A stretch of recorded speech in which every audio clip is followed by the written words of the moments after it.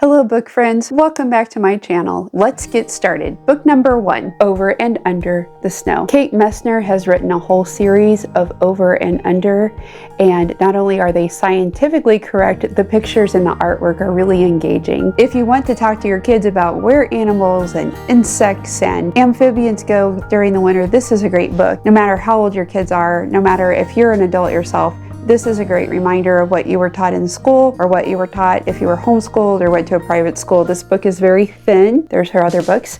It can be read by older children or older folks to younger ones who can't read yet, and you could guide them through each part of this journey. This is such a clever book. It's so simple. Simple is often best. Thank you to the reader who recommended this to me so I could put that out there for our little ones. This is shelf worthy. I am keeping it for posterity's sake, and I will pass it on to my kids and my someday future grandkids because this is a clever book, it's a simple book, and it displays everything we need to know about where creatures go during the winter. Number 2, The Story of Snow. Now, if you watched my videos earlier in January of 2024, I mentioned Snowflake Bentley. Some of the photos in this particular book called The Story of Snow were from Snowflake Bentley. It's because of his work that this book is able to capture real snow crystals and tell us all about them, and tell us how some of them have twins, and tell how some of them are solid objects. It's a really great book for science class. It would be wonderful for homeschool co-ops. It would be wonderful for parents to teach their kids the science behind each and every snowflake, and we know that no two snowflakes are alike. This book takes the work that Snowflake Bentley did, and it shows us close-up pictures of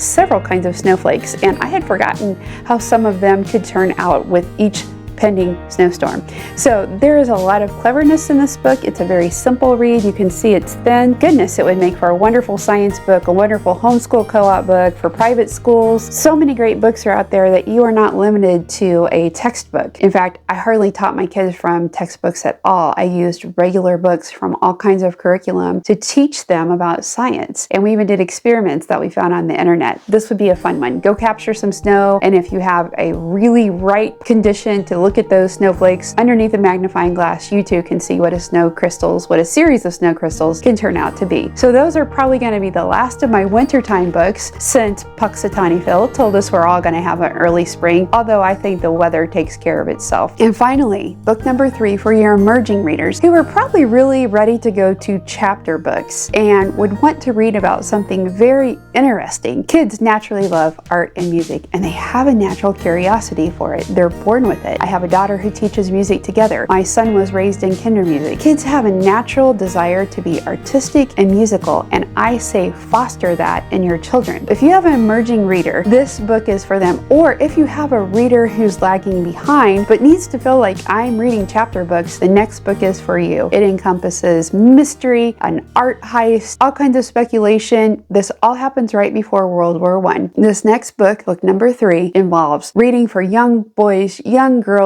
parents, grandpas, grandmas. You would all love this chapter book. I think I read it in 90 minutes to 2 hours. I just sat down, read it last night, and it was fantastic. The sentences are short and simple, but you still pick up a lot of information, so it is so worth it. Let me grab this book for you. Book number 3, The Mona Lisa Vanishes by Nicholas Day. This looks like a great big book, but in it are all kinds of chapters that introduce the next section of reading. I know the room that I'm recording in creates a glare on every book I show you. I hope by moving it forward and backward, I am not creating motion sickness for anybody out there. This is a darling book, and it's very adventuresome. This book reveals how crime investigation became a science, how it developed across time. 2, this Mona Lisa painting vanishes right before World War I. So many people thought it was fraudulent, that these stories were made up to keep the French and German looking in different directions as they were fighting and laboring over Morocco. The Louvre in Paris was not well guarded. The guards sometimes fell asleep on the job, and something interesting happens. How this man so easily steals the Mona Lisa, it's just confounding to us today. And now we know she's under several layers of glass, and anybody who goes to see her in the Louvre gets about 10 seconds in front of her and has to move on because the line is so long. This book is fantastic. It reveals much. It reveals all the conspiracy theories, and then you actually get the truth at the end. This book does not take long. So for your kids who are reading simple 30 to 60 page books, the chapters are so short you could speak to them about how each chapter is like a small book. If you have a reader who's struggling and needs to feel successful, this this book is for them. The sentences are a little bit short, a little bit choppy, but there are all kinds of spaces in there to explain what's about to come next, how we might not have ever thought Leonardo da Vinci was anything big. It gives history of him and the Renaissance, and it talks about a second Renaissance right before World War I, when all kinds of machines are being created, when newspaper was king. So this is a history book, it's a mystery book, it's a scientific book, and it is absolutely fabulous. I love that there were no swear words in it. I loved that it was easy to read for any age group. This would be a wonderful family read. This would be a wonderful homeschool co-op book. This would be a wonderful private school book. This is a great classroom book. So if you're a discerning teacher, a discerning parent, a discerning grandparent, a discerning aunt or uncle who's maybe trying to help that young one read and pick up good material, this is just a perfect example